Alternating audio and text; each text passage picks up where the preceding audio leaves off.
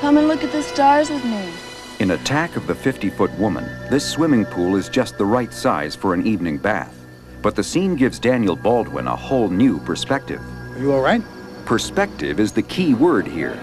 The illusion of a giant Daryl Hannah is created with one of the oldest visual effects in the book, forced perspective. Where do I look? Look a little to your right. To your right. What at first appears confusing makes perfect sense when seen through the camera's lens. Coming up, we'll meet Hollywood effects wizards who have used forced perspective to create cinema giants. And we'll see how these same special effects have been used to create some of the screen's tiniest characters. Oh, all over the place. Today, size is in the eye of the beholder on Movie Magic. California Chardonnay.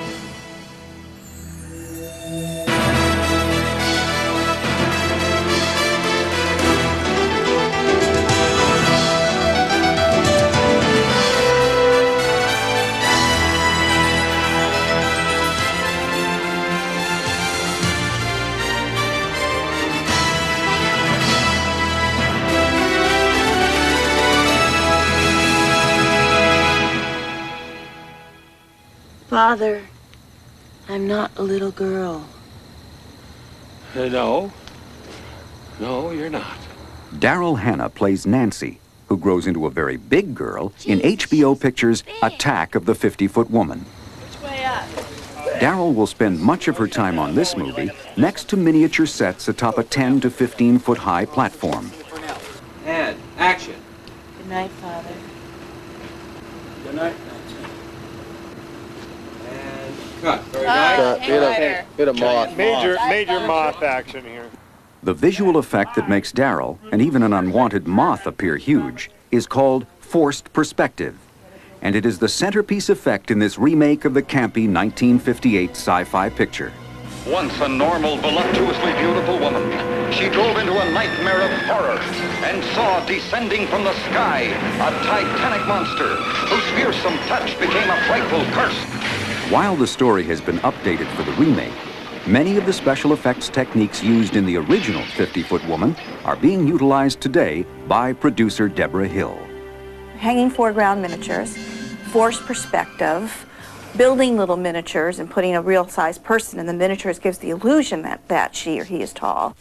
To convince audiences that Daryl Hannah has indeed grown bigger than a house, the filmmakers turned to Hollywood effects veteran Gene Warren Jr. and his crew at Fantasy II in Burbank, California. Gene won an Academy Award for his miniature effects in Terminator 2 and created memorable effects in The Terminator and Bram Stoker's Dracula. Before starting his own business, Gene worked with his father, Gene Warren Sr., who received an Academy Award in 1960 for his special effects in The Time Machine. 2 years earlier in Tom Thumb, Warren Sr. and his effects team had utilized forced perspective shots along with oversized props to create the illusion of the tiny title character. To whom it rightfully belongs, eh? I don't know. Maybe I should ask my father. Oh, no. Now, Gene Warren Jr., together with his two sons, Christopher and Gene III, will use these time-tested techniques to create the opposite illusion. Although other optical and digital effects could be used to create giant characters, forced perspective has distinct advantages. It is extremely effective, and you can see the results right on the set. Basic principles of forced perspective is that in the photographic process, relative size of objects is determined not necessarily by their place in space, but in their apparent scale.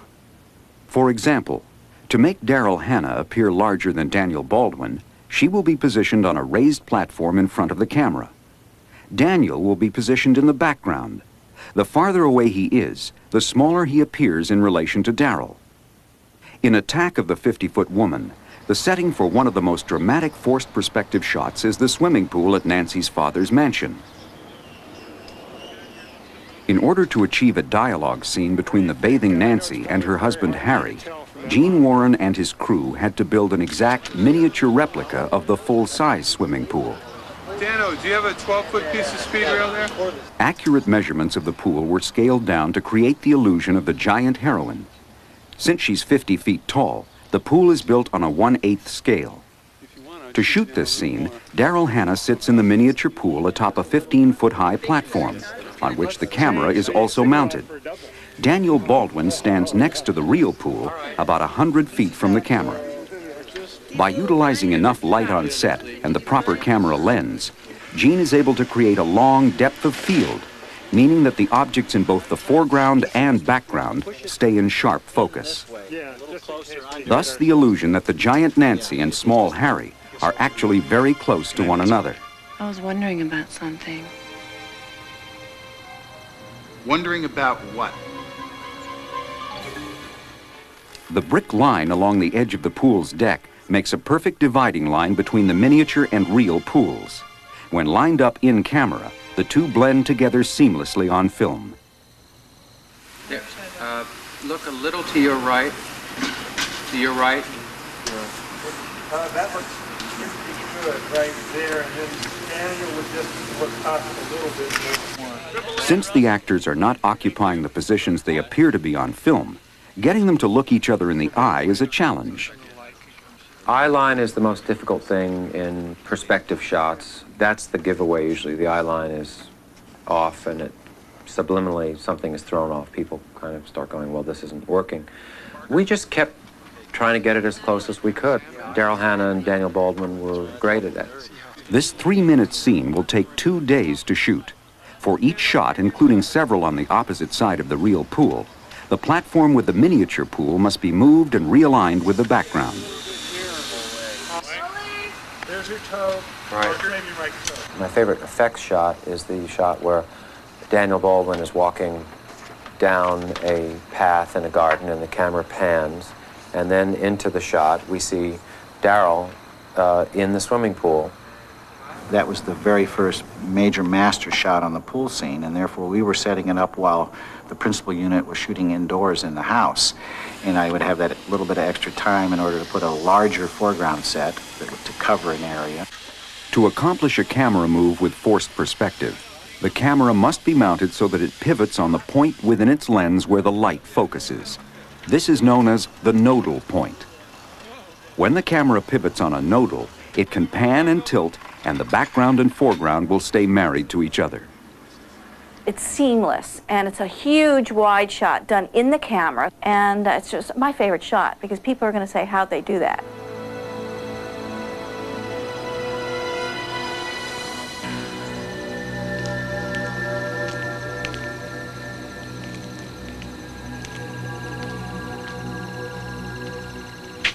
Are you all right? I mean, do you feel okay otherwise? My heart starts beating faster than normal. Would you like to feel it? Forced perspective was one of the first special effects used by pioneer filmmakers. This 1909 short, Princess Nicotine, was directed by J. Stuart Blackton, who co-founded the Vitagraph Company of America in 1897. Big V, as the Flatbush, New York studio was known, was a leading film company of its day. In Princess Nicotine, Blackton utilized forced perspective by placing the actress on a platform far behind a normal-sized table. Amazed audiences were convinced that this tiny person was absolutely real. Forced perspective has also been used through the years to create impressive sets which would otherwise be too expensive to build. In the 1923 silent feature Scaramouche, the top of this French castle was actually a hanging miniature in the foreground of the shot. Perhaps the most impressive early hanging miniatures are in the 1925 MGM classic Ben-Hur. The lower part of the Circus Maximus set was built full-size for the violent chariot race. Special effects artist A. Arnold Gillespie designed an elaborate hanging miniature of the upper portions of the arena. The miniature gallery included 10,000 tiny, hand-operated figures that could stand and cheer on cue. Lined up perfectly in camera, this full-scale set and hanging miniature combined into one of the most impressive settings in Hollywood history.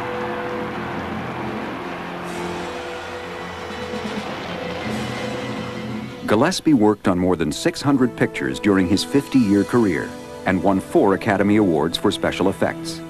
His use of forced perspective and oversized sets in the 1940 science fiction thriller Dr. Cyclops is still considered one of the best examples of these in-camera effects. Forced perspective played an important role during the 1950s with a batch of low-budget pictures about giant mutants and tiny characters. In addition to the original Attack of the 50-Foot Woman, there were such B classics as The Amazing Colossal Man, I don't want to grow anymore. Attack of the Puppet People, See, a baby doll take a bubble bath in a coffee can. and The Incredible Shrinking Man. Incredible, because every moment the terror mounts. A much more prestigious film was Disney's 1959 musical fantasy, Darby O'Gill and the Little People. Academy Award-winning effects artist Peter Ellenshaw supervised what many consider the finest example of forced perspective on film. Ellenshaw designed Darby O'Gill to be shot on one huge stage. The difference in the actors' sizes was due solely to their distance from the camera. The biggest problem was throwing the perspective, throwing the focus, because you had to focus both on the background and in the foreground. And it was very difficult, because you had to have an enormous amount of light. We had to use so much enormous light on the set that eventually it blew the circuit breakers in the Burbank power station, and they never let us put that much light on again. Years later, Peter's son Harrison Ellenshaw was called on by Disney Studios to create giant effects for Honey, I Blew Up the Kid. I went to my father and I took a copy of Darby O'Gill and the Little People, and I said, let's go through this, you know, shot by shot, and you tell me what you did on each one, and we'll kind of discuss it and see if I can find a few tricks. Unfortunately, or fortunately, there were still some shots in there, both he and I, we don't know how they were done. And we'd look at them over and over, and he'd say, well, I think we did it. No, couldn't have done that because the camera moved. Or I think we did, no, couldn't have done that because he went behind that rock. Before the studio would give the go-ahead on Honey, I Blew Up the Kid, extensive tests were made for the proposed forced perspective shots, with technicians from Buena Vista Visual Effects standing in for the actors. In the movie, Harrison successfully integrated age-old forced perspective techniques with state-of-the-art digital effects. One thing that needs to be very clear in everybody's mind is that, for example, if you take the digital capabilities that we now have in visual effects, this doesn't necessarily replace old methods, it's merely a new method. And we are still doing things that were done 80 years ago. The thing that I've learned from my father that I appreciate the most is that he is a great believer in making a shot dramatic, making it impressive. He's always gone for the visual impact of a shot of whatever he's done, and I've tried to keep that with me. Today, on the set of Attack of the 50-Foot Woman, Gene Warren Jr. and the effects crew use forced perspective to create visual impact on an enormous scale. California Chardonnay. Not too pricey when you buy in bulk. Cheers. All of our forced perspective setups involved building 8th scale miniatures that Darryl interacted with that also had to blend in to the actual full size which was in the background. Precise miniature work is one of the keys to successful forced perspective, also known as split scale. In every split scale shot, there is a dividing line between the miniature and full-size sets, and the goal is to make that line invisible. You try to find natural dividing lines, cracks in pavement, edges of doorways, or a post in the foreground. And sometimes if it doesn't exist, you make something there, you add something to the set. For this shot, in which Hannah and Baldwin share an intimate dinner, forced perspective style, Gene and his crew created a dividing line, a drainage ditch running through the barnyard. The miniature and full-size sets are effectively blended along this dividing line, which continues up through the truck and barn. Imagine love on the scale of Gulliver. You are crazy. I'm calling you an immense mistake and an enormous, pathetic freak. You son of a bitch!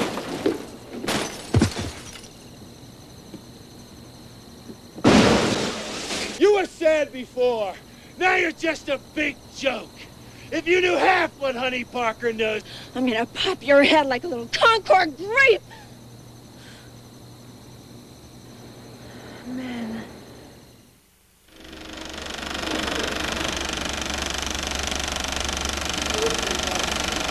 We have to put in 4 helicopters on all these shots, on a few of these shots as they're flying through. For Attack of the 50-Foot Woman, Gene is augmenting the forced perspective shots with other traditional visual effects in order to best sell the illusion of size. Forced perspective was our showpiece effect in this, where we had big, large shots that married the live and the miniatures in dramatic dialogue scenes. However, there's these mixing and matching techniques in order to make it appear as if we're just shooting the movie with a 50-foot woman. We laced in here and there blue screen shots. 3, 2, 1, pull. With blue screen, the filmmakers are able to shoot the actors against a blue background.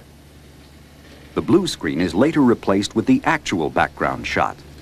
With Harry, as an example, he's hanging on wires, and we have to track that shot, meaning match his moves, so that when we put Nancy's hand around him, they stay married together as if she is holding them.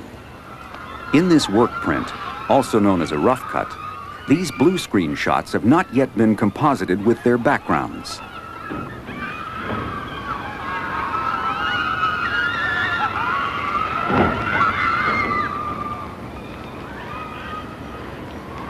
Miss me? I don't suppose you want to hear my side of this. Another way the filmmakers create the illusion of size is by shooting split-scale sets and optically compositing the two sides of the screen. So it's a little larger. For this scene inside the barn, the right side of the screen was shot first inside the real barn. Then the next day, Darryl was shot inside a miniature barn. These split-scale shots are followed by a forced perspective shot to complete the giant illusion. Forced perspective almost always involves miniatures. For the scene in which Daryl Hannah falls and crushes a barn, Gene and his crew have built a second miniature barn set made of balsa wood. Man.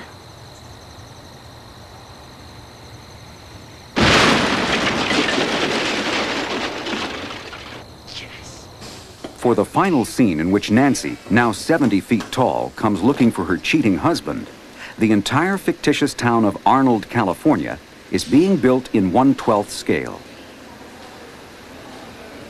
The buildings are modeled after actual structures in the Southern California towns of Taft and Maricopa, where location shooting took place. Hundreds of trees, streetlights, and telephone poles must also be constructed, along with miniature cars and other convincing details. This tiny town is built indoors at Fantasy 2, with each city block measuring 35 feet long and 22 feet wide. Now, you're not going to put too many of those together and then still have something behind it and beyond, and the desert and the horizon and mountains and the night sky. So to achieve this within a limited amount of space, beyond the town, we started sloping up the desert to force the perspective.